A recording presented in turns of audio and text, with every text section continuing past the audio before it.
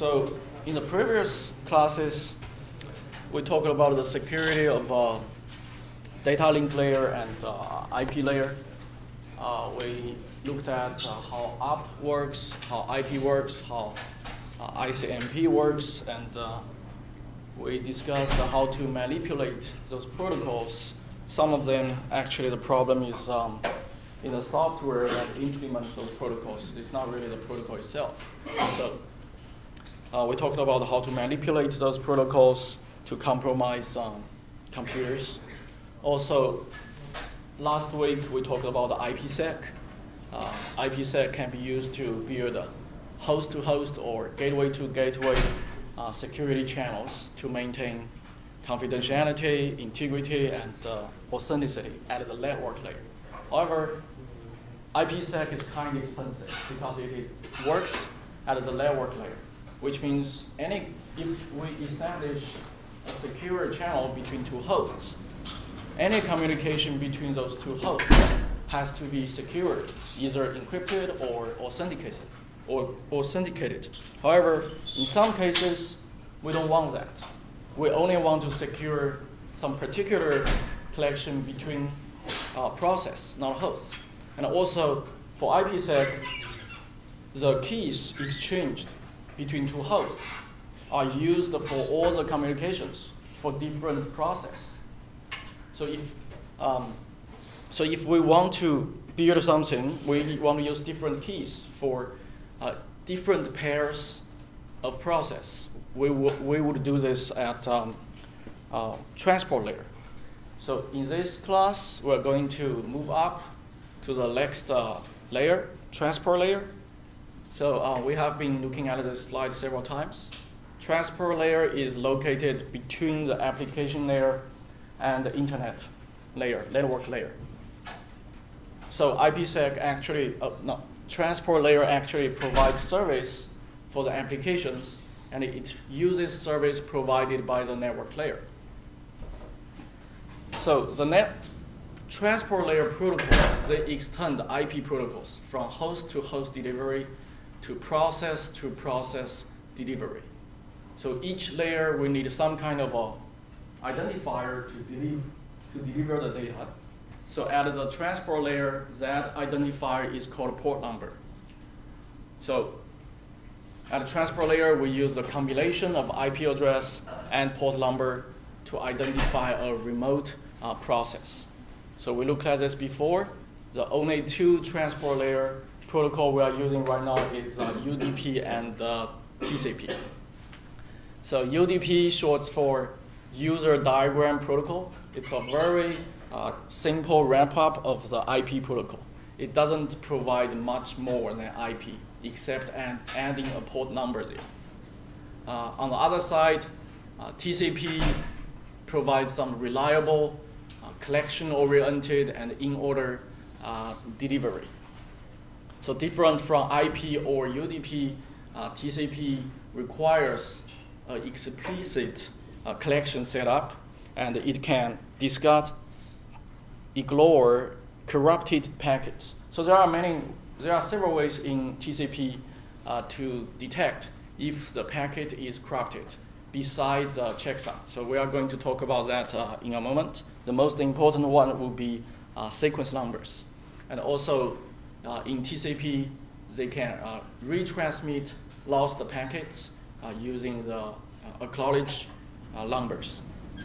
TCP also offers flow control and congestion control and other features. So those features, we are not going to cover those features in this class, not because they are not related to security. They may be related to security, but I haven't seen any publications how to manipulate those features to compromise. So we were focused on the sequence numbers, those things. So remind you, this is what an IP diagram looks like. So we have the protocol field in the IP header, which specifies what is the upper layer protocol we are using. So TCP has a protocol number 6, and the UDP has a protocol number 17. So when the host receives the IP diagram, it uses this field to check what is the upper layer protocol, and based on that, give the data to the upper layer handler. So, like we said before, UDP is a very simple wrap-up of IP. It provides a very lightweight communication between two processes. So it's not between hosts, it's between processes. But if you look at the header here, it's very simple. It's only 8 bytes. So before this, there should be the IP header, and the UDP header only 8 bytes. 2 bytes port number, 2 bytes source port number, 2 bytes destination port number, and a length and a checksum. That's it.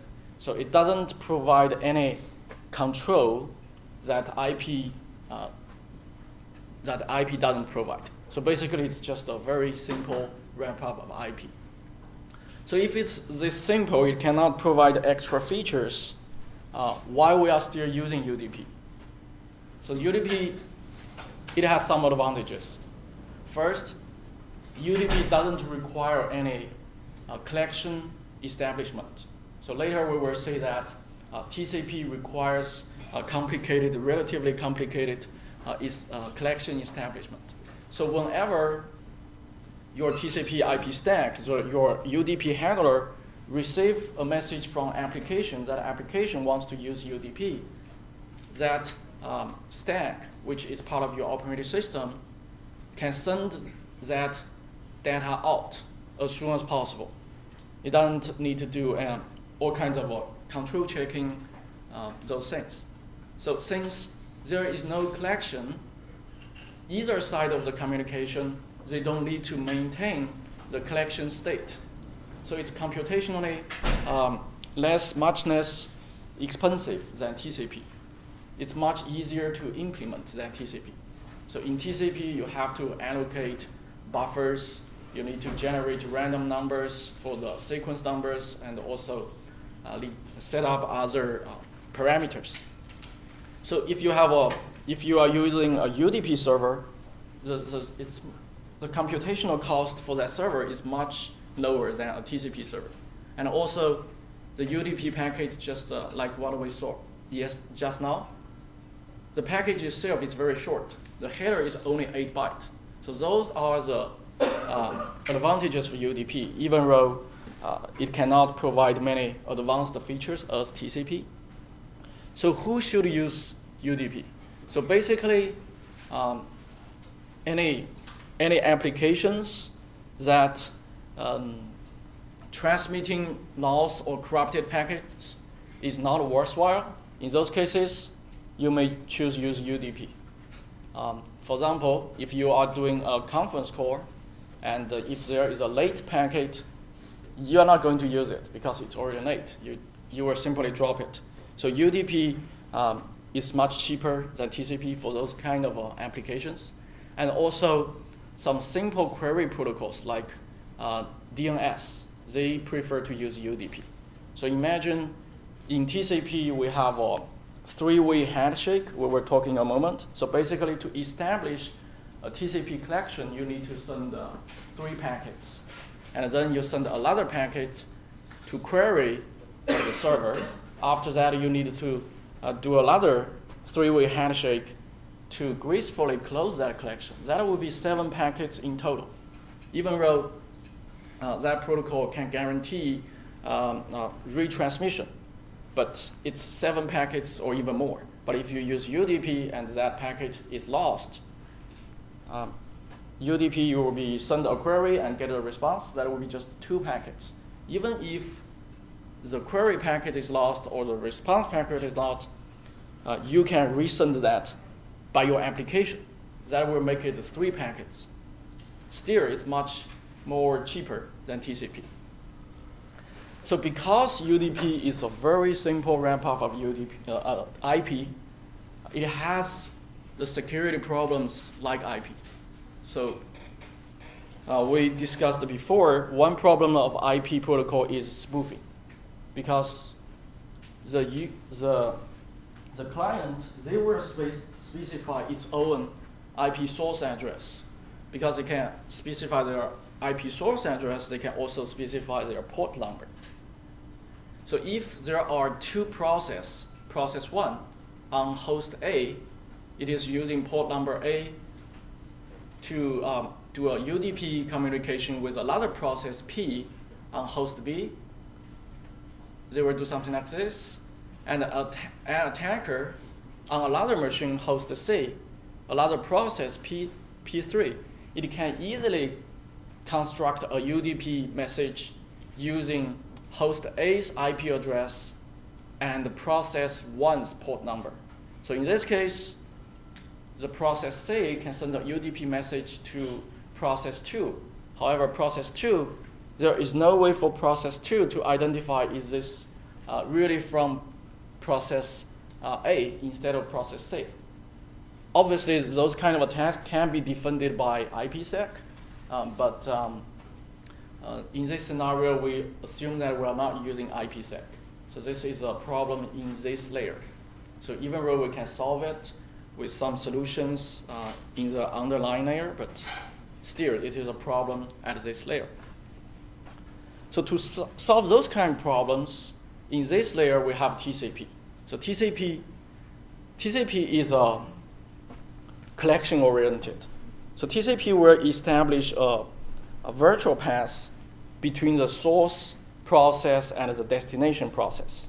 So all the segments belonging to a message are then sent over that virtual path.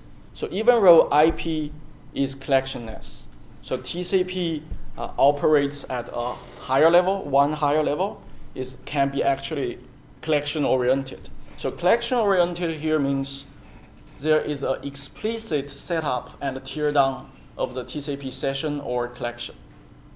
So basically TCP, to do that, TCP will use IP to send the data. However, itself, the TCP stack itself will decide how to maintain the collection states, those kind of control information. So in TCP, you have to use checksum, but this may not be very interesting because at other layer, you also have checksum. And the very interesting part is the sequence number. So imagine that you are using TCP to get some in-order delivery. However, it uses IP. So it's possible that an IP packet will arrive at the destination before other IP packets. But the IP packets was sent earlier actually arrive later. So the TCP layer, they have to reorder those IP packets. So that is what sequence number here for. So at the receiver side, the server will use the sequence number to reorder the packets that are received. So this causes a lot of problems because if you want to reorder them, you have to buffer them first. And that can cause buffer overflow, a lot of issues. And another feature of TCP is for each packet, data packet it sends, it requests an acknowledgement packet to notify the sender this package is actually delivered. So if the sender doesn't receive an acknowledgement packet for a previous data packet, it will wait for a specific time period, then it will decide to retransmit the data. So this is how TCP can achieve reliable and in-order delivery. So there are some other features of TCP. Flow control, congestion control, we're not going to talk about, but I guess you will learn more about those in network class. So another thing worth mentioning is TCP for applications that use TCP. They do not say each packet, they do not say each segment. For them, they just saying, I am talking with another process remotely, and we are just sending a stream of bytes. We're not sending each message. But UDP IP at those layers, they are actually sending each diagram, each message. So this is what a TCP header looks like. We still have the source port number 2 bytes, destination port number, another 2 bytes, and sequence number, 32 bits, 4 bytes, and acknowledgement number, another 4 bytes. Those two are the very important for the security class. And there is another field called the window size, which is related to sequence number and acknowledgement number. In a moment, we will talk how they work together. And also, TCP, there are states. So in the packet, there are flags to reflect what kind of state the receiver or the sender should go into. So there are 6 flags in the TCP header. The first, maybe the most important one, is the SYN flag, which shorts for synchronized sequence numbers. So we will talk about why we need to synchronize sequence number in a moment. And the SYN packet would be the first packet of any TCP collection. So when you receive a TCP segment with SYN field set, which means it is requesting to establish a collection. Then we have a ACK field, which acknowledge I have received the previous data packet or SYN packet. And we have a reset, RST reset field, which is used by either party of this collection when either party of the collection noticed that something is wrong. For example, they notice there is an attack or something like that. And we have a push field. So like I said before, in TCP, applications treat those data as a stream of bytes instead of messages. So the TCP stack will buffer the data sent by the application. Then the TCP stack will decide when I will send this out to the network. There is no clear boundary between data, different from UDP. But the problem with this is sometimes the application, if it's let's say it's a video conference application, you want to send out your message as soon as possible. When it's available, you want to send it out. But you don't want to use UDP. You still want to use TCP. So you can set this push field. So if you set the push field, when your application, let's say Skype, records some video, and that video will send to the TCP stack in your operating system, and your operating system will send out this data as soon as possible and set this push field. And when it arrives at the destination TCP stack will also see this push field set. So it will not buffer it. It will give this to the upper layer application, Skype in this case, as soon as possible. And the urgent is something similar but different. We're not going to talk about what it is. And the last field is called finish. So basically, if you got a message, a TCP segment with this fin field set, it means the sender, they want to terminate this collection. They have, that side has done sending data. So like we said before, because TCP is using IP, which is collectionless, which cannot reorder IP packets, so TCP will use sequence number and acknowledgement number to prevent data loss and to reorder received data. So basically, the sequence number, it has a physical meaning there. So the sequence number it will number each byte of the data being transferred in each collection. And this number, when you create a new TCP collection, this number should be random. And this is very important for security. We will talk in a moment why this number should be random. At the very beginning, when they make it random, it may not for security purpose, but it has a very important security implication. And the acknowledgement number means I have received the previous data. But the physical meaning of it, they always use the value of the acknowledgement field is a segment defined. In a segment defines the number of the next byte a party expects to receive. So we will show some concrete example to see how it works. So basically, it acknowledges the previous data I have received, and the next data I should receive should have this sequence number. So why we have to use this random sequence number? Because the easy way to do it is we just set it 0. For any collection, we just set it as a 0. So there are some reasons. Because the IP address and port numbers, they are used to uniquely identify a collection. However, those port numbers can get reused because one process exits, another process come in using the same port number. So sometimes this can confuse the receiver side. If it is the server side, it's changing the process. So it's possible that an old packet from the previous collection is still in flight and might be associated with the new collection. So let's show an example. We have two hosts, two processes. They already established a TCP collection.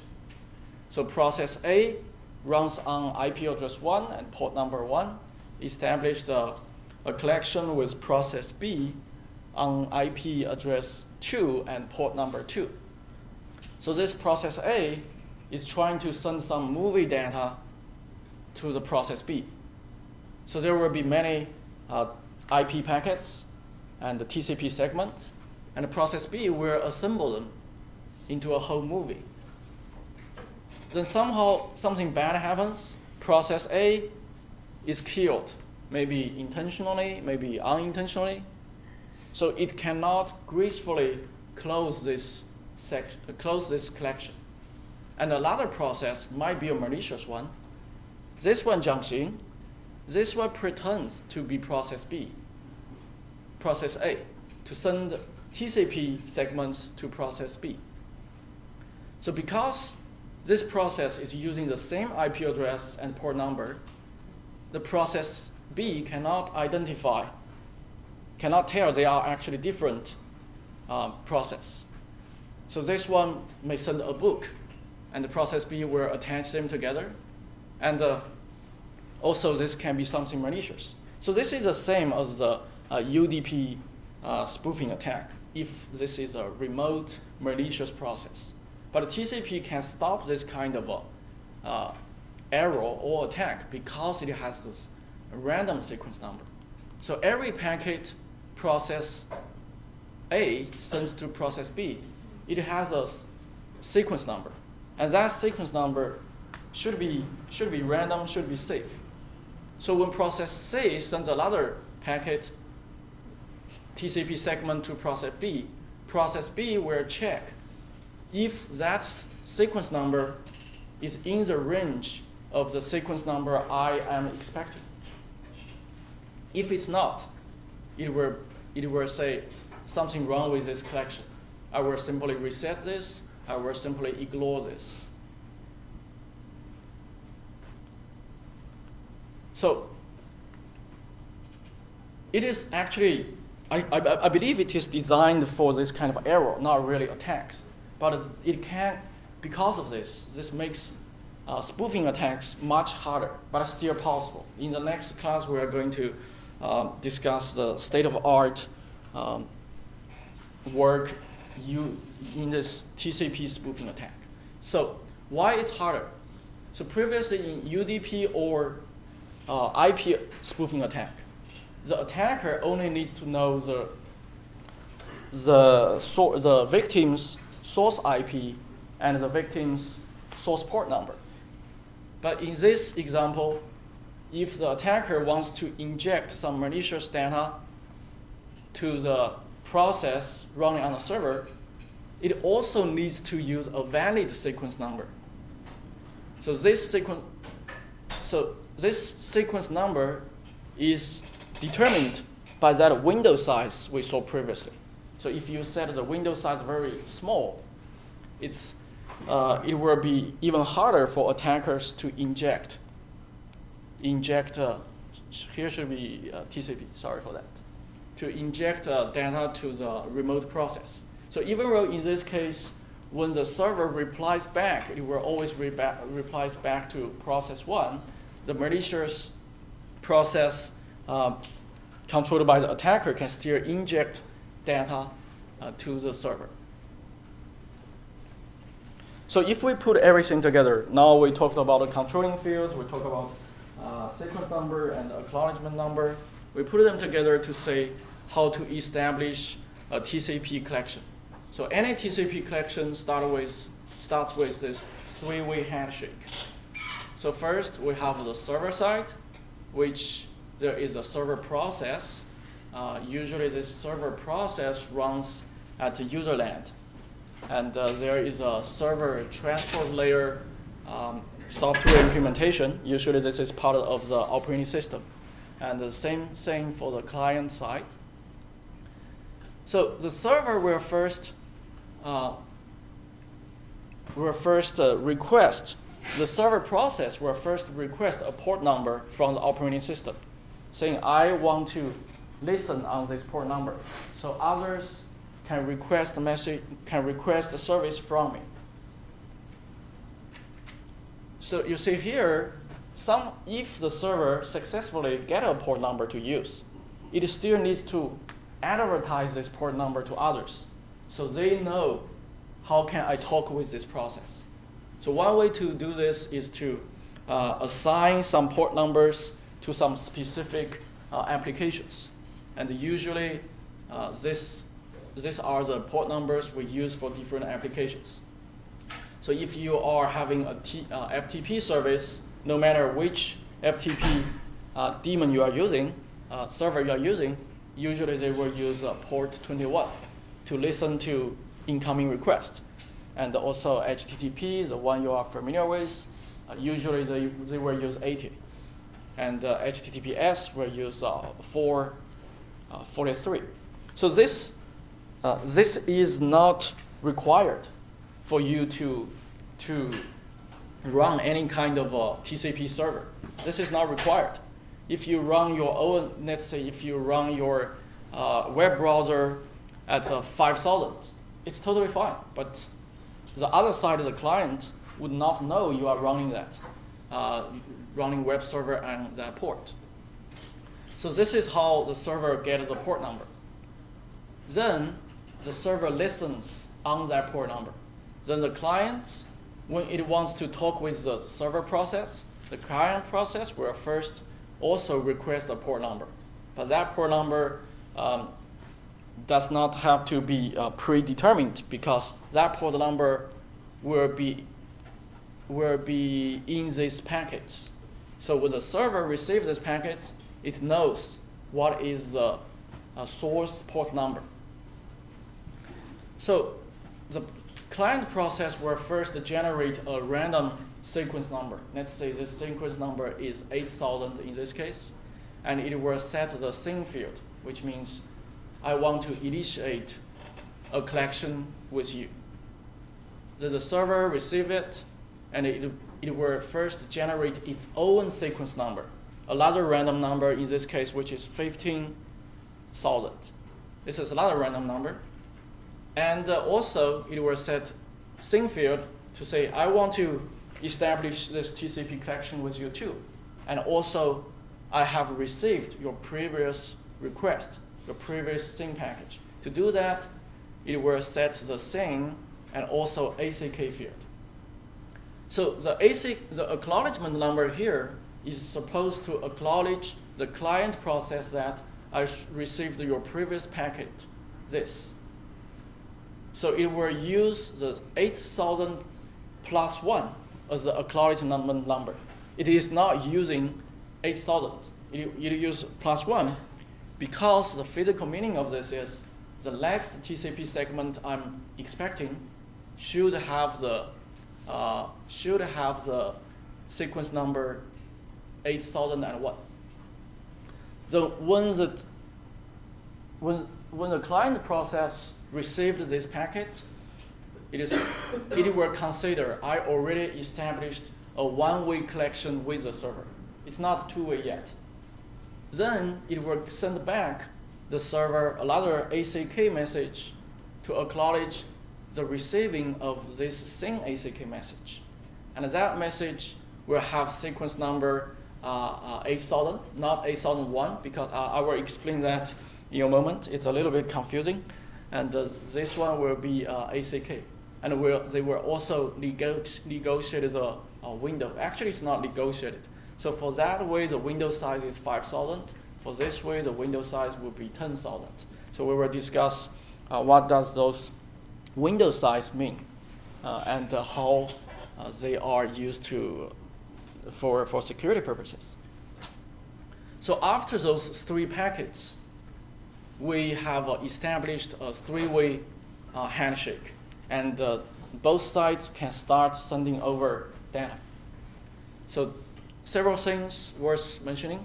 First, the same segment cannot carry data.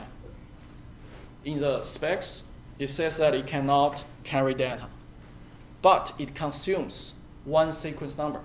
So previously it was 8000, and when the ACK it was 8000 plus 1. So it consumes one sequence number. However, all the ACK packets, the ACK segment, they do not consume a sequence number. So if the second packet here we have is same ACK, it does consume one because it is part of it is actually also a same packet. So for the last ACK segment, this one, it can carry data. If it carries data, it consumes sequence number. And the sequence number should be increased as the payload size. So if in this case, we are not putting data in the ACK segment, so this one would not consume sequence number. That's why this is also 8000 here. So after the handshake, both parties, they can start sending over data, and this is how it works. We assume the collection is already established using the three-way handshake. Then, oops, it's not clear. Yeah. Oh, this is terrible. Yeah, it's terrible. Okay, I will try to explain here. So basically, the client side tries to send some data packets, and this data packets, it's not same packet. It should not set the same field, but it can set other field. First, it will set the ACK field because previously it wants to acknowledge the receiving of previous packets, and it can also set push here. So you see that before we got a ACK from the server, the client sent another packet out. That's because we have a push here. So this packet, we receive an ACK for it. So if, yeah, this is too hard. So basically, I will send you guys some reading materials later, so you can see how the number changes. Yeah. And also, after, if they are done with sending data, they have to gracefully tear down this collection using another collection termination three-way handshake. So in this three-way handshake, they are going to set the fin field. And those fin field will also cost one sequence number. And the ACK, this is another fin, costs another sequence number. And the ACK doesn't cost any sequence number. So you see that in any TCP collection, if it is established gracefully and terminated gracefully, there should be at least 6 packets.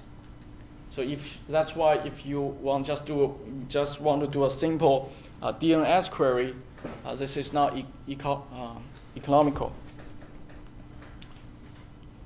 So there is a problem of this transmission. Actually, that's why we need the window. So let's say we already established this TCP collection, and the server already knows I am expecting another packet which has the sequence number 8001. This is what I'm expecting. But the client side may send several IP packets, TCP segments, and the first one has a sequence number 8001. But this one may get lost. It may not reach the server side. But the second one, with a much bigger sequence number, it actually reaches the server side. So what should the server does in this case? It can simply ignore this one, right? If it ignores this one because this is not the sequence number I'm expecting, it's like wasting the network resource, because this is a valid packet and I can use it to assemble the TCP string, but I'm simply ignore that. So in order to solve this problem, they have this window size negotiation. So basically, the server can say, I can expect sequence number from 8,000 to 80,000. So the window size is 10K. So in this case, the second packet will be accepted by the server. And later, when the client process realizes I never got the ACK for the first packet, it will resend the first packet, and the server will reorder them, assemble them together. But the problem of this is a security problem. So if we have a very small window size, or let's say the window size is just 1 byte, so attacker wants to inject some data, he has to know exactly what the sequence number should be. But if we have a window there, so he only needs to make that sequence number in this window. He can successfully inject data to the server. So this is a figure I took from a paper, a very interesting paper. So we are going to discuss about those things on Wednesday. So this paper, the basic idea is, in order to inject the TCP data maliciously, you need to somehow infer or guess the sequence number. Even though it doesn't have to be one particular number, it could be a small window, but still imagine that sequence number is 4 bytes and it's random. So, and the window size usually is 5,000. So guess those kind of numbers is still very difficult. The chance for you to guess that is still very low. So this paper, they talked about using some side channels to guess what is the sequence number using in the ongoing TCP collection. So I can inject a malicious payload to that. Why this is interesting? Because a lot of applications we are using, they use TCP. For example, HTTP is based on TCP. So imagine you are surfing the web. Then someone injects some malicious code, a malicious TCP payload to you. And that payload is a phishing website. Maybe that's a fake chase, but you don't know. You thought you are establishing a secure communication with Chase. So in this figure I took from this CCS paper, 2012. The authors, they read the source code of Linux kernel. They checked how Linux actually, this is a workflow when the Linux kernel receives an incoming TCP packet. How they validate if the TCP packet is malicious or valid. First, they will check the checksum. If the checksum doesn't match, obviously some error happens in transmission. Then they will check the sequence number. The sequence number has to be in that window.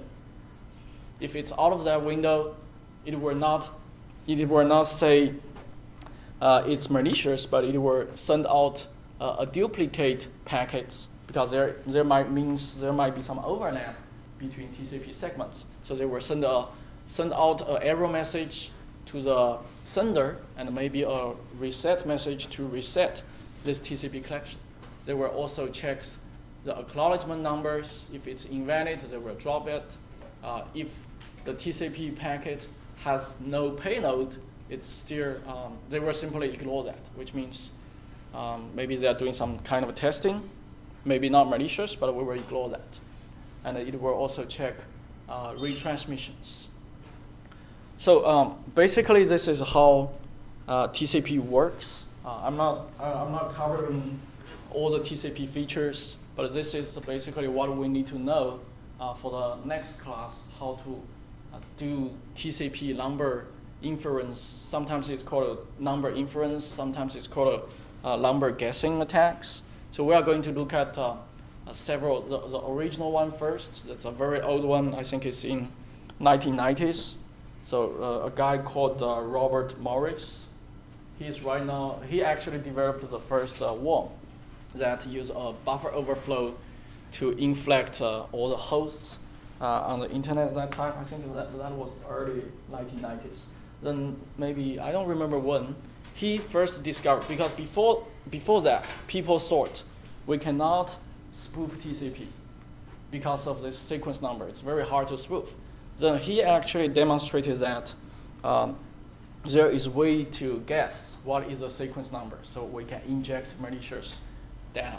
So even though that's like 20 years ago, this is still a very hot area. Use some side channel information to spoof to guess the sequence number. So we will talk about some state-of-art research on this topic as well. So any questions so far? Everything's clear? Okay. See you guys on Wednesday.